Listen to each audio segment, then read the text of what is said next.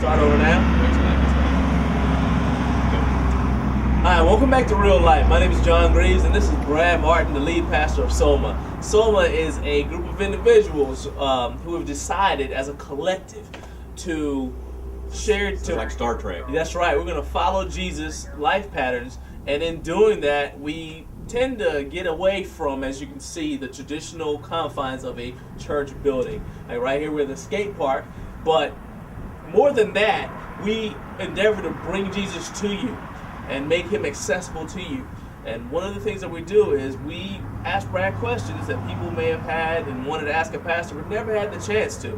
So today's question is, and this is an important one considering the times we live in, is it a sin to kill the enemy if you are, well, is it a sin to kill the enemy, period, if you're in wartime? The context that seems like you're talking is, we've got a Marine and he's in Afghanistan today, and he's going to wake up and find himself in a situation where, it's going to be him and Afghans, and people are going to be shooting at each other. Is that Yeah. kind of what we're talking about? Okay. Right. Well, It's not the Bloods and the Crips. Okay. Right, yeah, So Bloods and does that Crips. help? Okay. Bad. All right.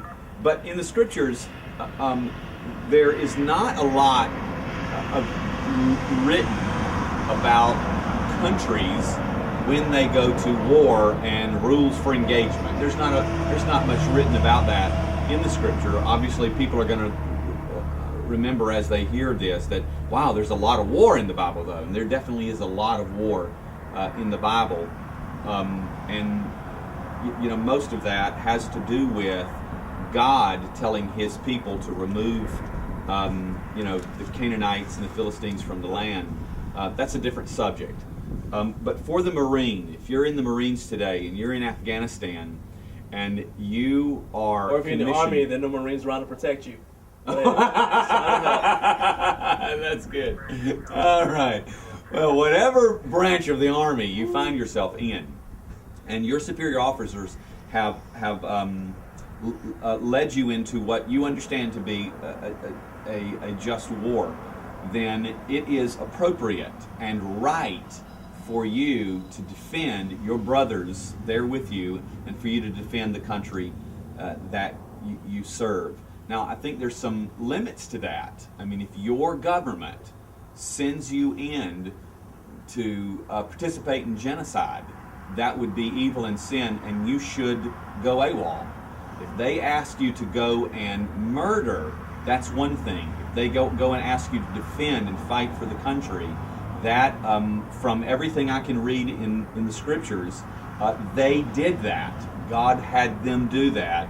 And so to follow that example, the only one we have, is a good one. It's not the time to apply, turn the other cheek, and that kind of thing. It's not the context. Right. So I would tell that Marine in Afghanistan, brother, fight for us. And those people who choose to live and say, we want Americans dead, then I pray that those people lose their lives at your hand, and you have done nothing wrong. In fact, I believe that you have done a good and noble thing protecting your families at home, and I pray that you get the job done quickly so that you can come home. But you bear no sin. You're not our sinners. You got the big truck going by. That's one of the things that happen. It's real life. Real We're life, outside. Yeah. So what concerns me is that there's a military guy out there thinking, I have to go sin so I can take care of my people back home. That's not true. It's not sin. Don't see it that way. The thing is that, yes, the Ten Commandments say thou shalt not kill, but it actually says thou shalt not murder. And in fact, in the New Testament, you'll have to remind me of where this is, but Paul says that the government is given the sword because it is God's 13. minister of justice. Yeah. God uses countries as his instruments. And the thing to remember is, even when I was in the Marine Corps and this would come up, I would tell anyone who brought this to me that the Marine Corps or the military in general has regulations against the same things that God would frown upon. Right. So like the My Lai massacre that Lieutenant Cowley committed, that was wrong. You're shooting unarmed people for no reason other than to gratify yourself. That's wrong. If somebody has a weapon, they are not a non-combatant. Mm-hmm. Mm-hmm. Shoot first, shoot true. Yeah. Yeah. So Good we stuff. hope that answered your question. And please check us out at onesummer.net. Email me at jhngreaves@gmail.com, and I will get any question you send to me to the pastor. If you want to remain anonymous, please let me know that. And while you're on the website, please, contact us. Let us know what you like, and if you want to get involved in our mission. Take care.